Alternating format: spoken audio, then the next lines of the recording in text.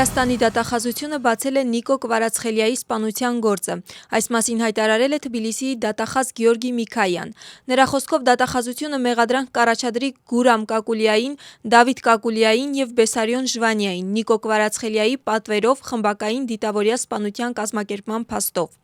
Դատախազության տեղեկությամբ եղբայրներ Գուրամ ու Դավիթ Կակուլյաները այսպես կոչված օրինական գող Գիա Կվարացխելիայից վրեժ լուծելու և քրեական աշխարհում իրենց հեղինակությունն ամրապնդելու նպատակով պատվերով կազմակերպել են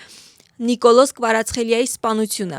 Հետաքննության տեղեկություններով Կակուլիայի եղբայրների ընկեր Բեսարիոն Ժվանյան Թբիլիսիում սկսել է հանցագործություն կատարողի որոնումները, որի նպատակով կապ է հաստատել ծանոթներ Ալեկո Ճելիձեի և Գեորգի Կավիլաձեի հետ։ 2021 թվականի սեպտեմբերի 15-ին Գեորգի Կավիլաձեն և Ալեկո Ճելիձեն Կվարացխելիային սպանել են մի քանի տասնյակ կրակոցներով։ Վրաստանի դատախազությունը Գուրամ Կակուլիային, Դավիթ Կակուլիային և Բեսարիոն Ժվանիային մեղադրանք կառաջադրի Նիկոլոս Կվարացխելիայի պատվերով խմբակային դիտավորյալ սպանություն կազմակերպելու փաստով Վրաստանի քրեական օրենսգրքի 25-րդ 109-րդ հոդվածների 2-րդ մասի է և 3-րդ մասի գ ենթակետով, որը որպես պատժի տեսակուչափ նախատեսում է մինչև 20 տարվա կամ ցմահ ազատազրկում։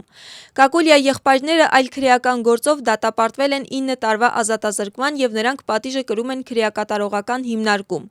Իսկ Բեսարիոն Ժվանիայի նկատմամբ կհայտարարվի հետախուզում։ Ինչպես նաև, ինչպես հայտնի է հանրությանը, Ալեկո Ճելիձեն և Գեորգի Կավիլաձեն դատապարտվել են Նիկոլոս Կվարացխելիայի խմբակային կանխամտածված սպանության, հրազենի և զինամթերքի խմբակային ապօրինի ձեռքբերման, պահպանման և կրելու փաստերով և որպես պատժի տեսակուչափ սահմանված է 17 և 16 տարով ազատազրկում։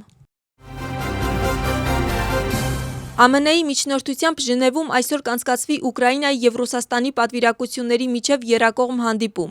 Լրատվամիջոցների տեղեկություններով բանակցող կողմերն արդեն գտնվում են Շվեյցարիայում։ Կրեմլի խոսնակ Դիմիտրի Պեսկովի հայտարարությամբ Ռուսաստանի պատվիրակությունը գլխավորելու է Վլադիմիր Պուտինի օգնական Վլադիմիր Մեդինսկը։ Բանակցություններում մասնակցելու է նաև ռազմական հետախուզության ղեկավար Իգոր Կոստյուկովը։ Պեսկովի խոսքով քննարկվելու են տարածքների հետ կապված հիմնական հարցերը և ամեն ինչ, ինչը կապված է ռուսական կողմի ներկայացված պահանջների հետ։ Ինչպես հայտնի է, եռակողմ բանակցությունները կշարունակվեն նաև փետրվարի 18-ին։ Հունգարիայի ընդդիմության առաջնորդը և ընտրություններում Վիկտոր Օրբանի գլխավոր մրցակից Պիտեր Մագիարը հայտարարում է, որ չի աջակցում Ուկրաինայի արագացված անդամակցությանը Եվրամիությունում։ Նրա խոսքով այս կարծիքը կիսում են նաև Լեհաստանի վարչապետ Դոնալդ Տուսկը և այլ եվրոպացի առաջնորդներ։ Մագիարը նաև նշել է, որ յուրաքանչյուր թեկնածու երկիր պետք է լիովին համապատասխանի սահմանված չափանիշներին մինչ անդամակցությունը բլոկում։ Գերմանիայի արտգործնախարար Յոհան Վադեպուլը հայտարարում է, որ Բեռլինը փաստացիորեն սպառել է իր օդային պաշտպանության հրթիռների պաշարները և այլևս չի կարող դրանք անմիջապես Ուկրաինա ուղարկել։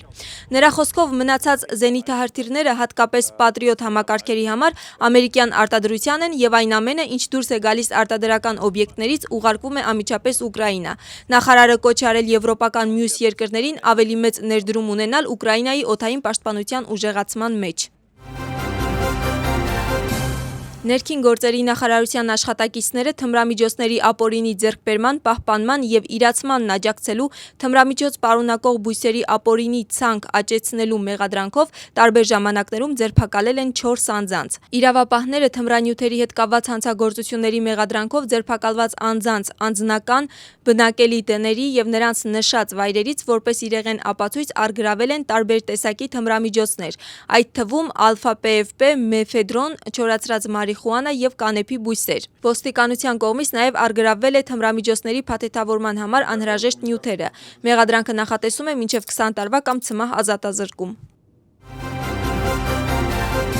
Ներքին գործերի նախարարության միգրացիայի վարչության աշխատակիցները համապատասխան ստորաբաժանումների հետ խստորեն համագործակցելով վերջին օրերի ընթացքում արտաքսել են Վրաստանից 57 օտարերկրացի քաղաքացու։ Միգրացիայի վարչության կողմից ձեռնարկված համալիր միջոցառումների արդյունքում երկրից արտաքսվել են Թուրքիայի, Թուրքմենստանի, Հնդկաստանի, Ադրբեջանի, Ռուսաստանի, Բելառուսի, Եգիպտոսի, Իրաքի, Նիգերիայի, Կուբայի, Հայաստանի, Մեծ Բրիտանիայի, Իրանի, Մոլդովայի, Սուդանի, Ուզբեկստանի, Ղազախստանի, Ղրղըզստանի և Չինաստանի քաղաքացիներ։ Գործող օրենսդրության համապատասխան արտաքսված անձանց արգելվել է մուտք գործել երկիր։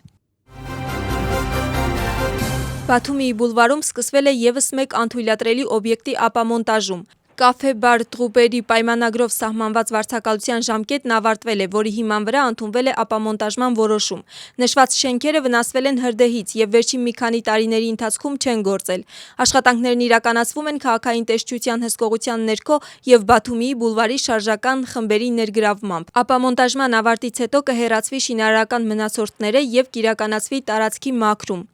Նշված օբյեկտների ապամոնտաժման գործընթացը կնպաստի բուլվարի որպես հանգստի տարածքի տեսքի բարելավմանը, ինչպես նաև կարգուկանոն ստեղծող հանգստի միջավայրի ստեղծմանը։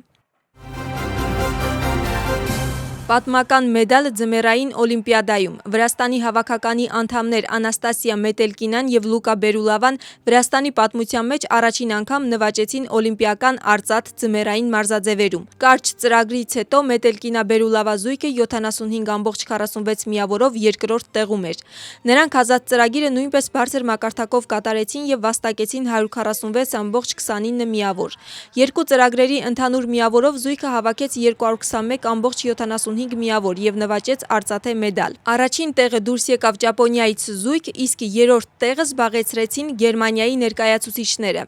Արծաթի մեդալի հետ մեկտեղ գեղասահքում Վրաստանի հավաքականի հաղթող զույգը Վրաստանի կառավարության կողմից կստանա 500.000 լարի չափով տրամական պարգև։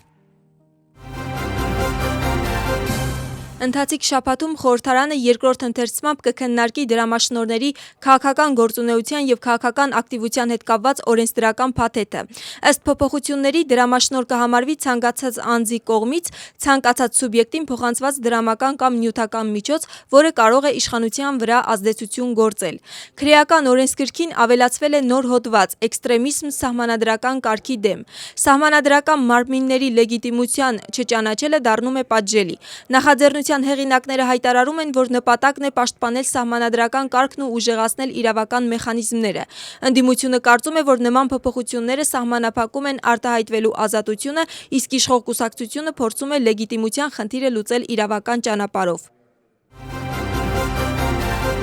Գնահատականների թեմա է ԱՄՆ-ի պետական վարչության նախկին աշխատակցի հայտարարությունը, ըստ որի նախորդ ամերիկյան կառավարությունը, մասնավորապես USAID-ն է ֆինանսավորել Վրաստանում արտաքին ազդեցության մասին օրենքի դեմ անցկացված հանրահավաքները։ Ընդդիմությունում ասում են, որ այս փաստը չի հաստատվել, մինչդեռ իշխող կուսակցությունը բացատրում է, որ այս հայտարարությունը վրացական երազանքի կարծիքների միատեսակ հաստատումն է։ Պետական վարչության նախկին աշխատակից Մայք Բենցը խոսել է Վրաստանում USAID-ի կողմից անցկացված հանրահավաքների ֆինանսավորման մասին, ով նաև ասել է, որ օրենքն ինքնին ողջամիտ է եւ այժմ Եվրոպայում են պահանջում նմանատիպ օրենք ընդունել, որպեսզի Եվրոպան վերջապես հասկանա, թե արդյոք Ամերիկան գաղտնի ֆինանսավորում է ոչ կառավարական կազմակերպություններին իրենց երկրներում։ Պետական վարչության նախկին աշխատակիցը նաև նշում է, որ Ամերիկան ունի երկակի չափանիշ, Վաշինգտոնը արգելում է այլ երկրներին ընդունել նմանատիպ օրենսդրություն, որպեսզի ինքն էլ ունենա ազդեցություն։